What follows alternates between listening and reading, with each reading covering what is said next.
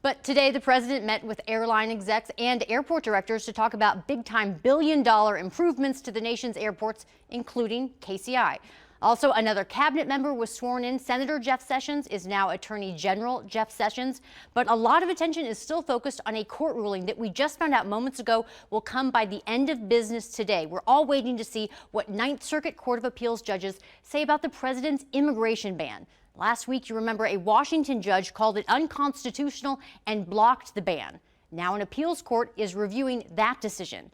Now, remember when the president took to Twitter to scold the judge who took back that ban, writing, "The opinion of this so-called judge, which essentially takes law enforcement away from our country, is ridiculous and will be overturned," end quote. He also tweeted that the judge should be blamed if something, quote, bad happens.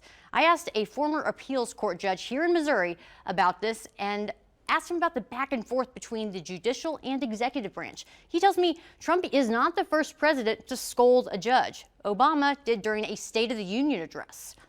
Told him that their position on the Citizens United case was one of the worst decisions they've ever made.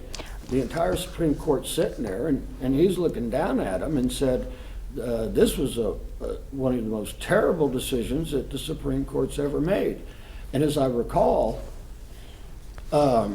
Supreme Court Justice Alito was so insulted that he was sitting there shaking his head while the president was basically saying he did a bad thing. Now, Vernon Scoville also tells me he has no doubt this immigration ban case will end up in the Supreme Court. No doubt about it. And it will get fast-tracked there. It could be heard from, we could hear anything any moment now from that Ninth Circuit Court of Appeals. Everyone's really on pins and needles. But again, whatever they decide, that judge was certain this is going to be in the Supreme Court. It won't end there. And it could happen well before there's any sort of confirmation of Neil Gorsuch. So it could be short a Supreme Court justice when they make that decision. Oh, all very fascinating, Emily. Thank you for tracking it all for us. And we turn now to our